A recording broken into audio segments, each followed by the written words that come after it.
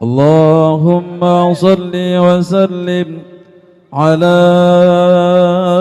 Sayyidina Muhammadin.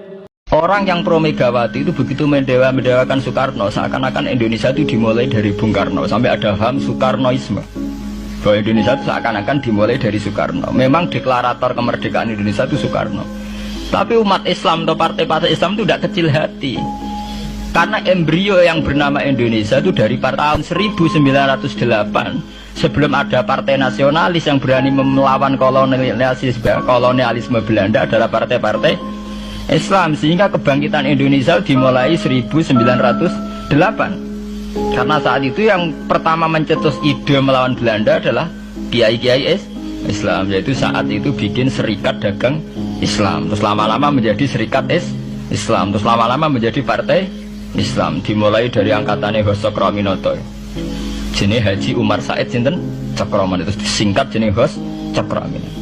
Jadi tidak bisa Indonesia itu meninggalkan partai Islam, karena dulu pertama pendiri era kepartaian niku malah partai-partai apa?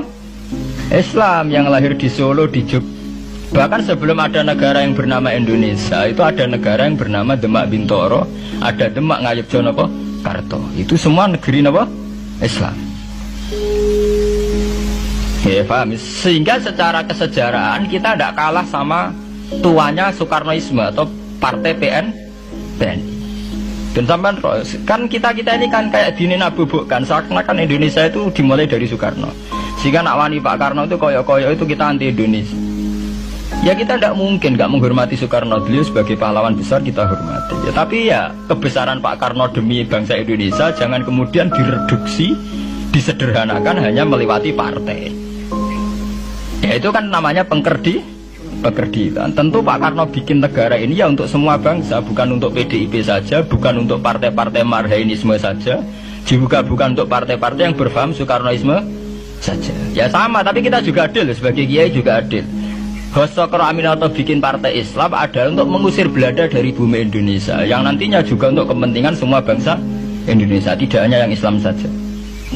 Ya kita adil, sama-sama adil. Saat nasionalisme ya tidak mengurangi keagamaan, saat keagamaan tidak mengurangi nasionalis. Tapi itu tadi kemudian ini dikerdilkan secara politik. Di sawangannya nawas duet Pak Hasim Mega nasionalis religius itu sudah ditren. Angger duet senengannya pasangan nasionalis sampai apa nak nasionalis terus wajib sholat, apa nak religius terus gak wajib nasional. Sebetulnya itu kan apa kan orang Indonesia itu wajib sholat hanya karena atas nama nasionalisme. Apa nak gue kiai itu wajib bayar pajak.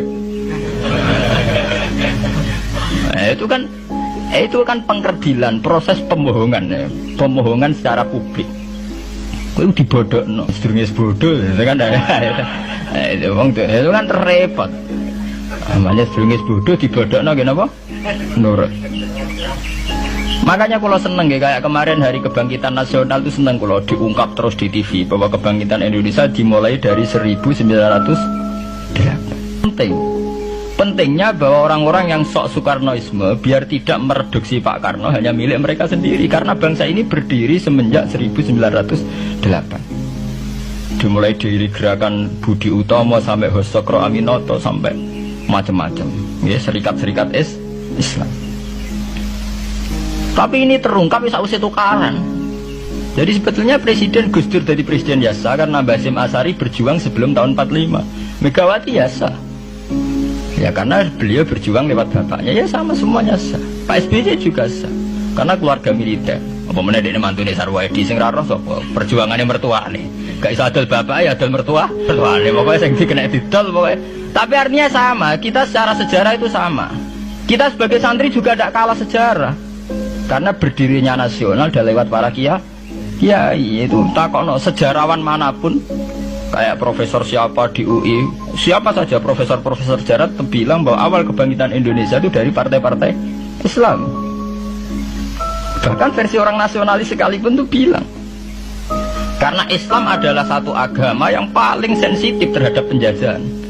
Karena Islam melahirkan satu paham jihad, bahwa ketika ada kolonial Belanda, wong Islam terinspirasi harus jihad.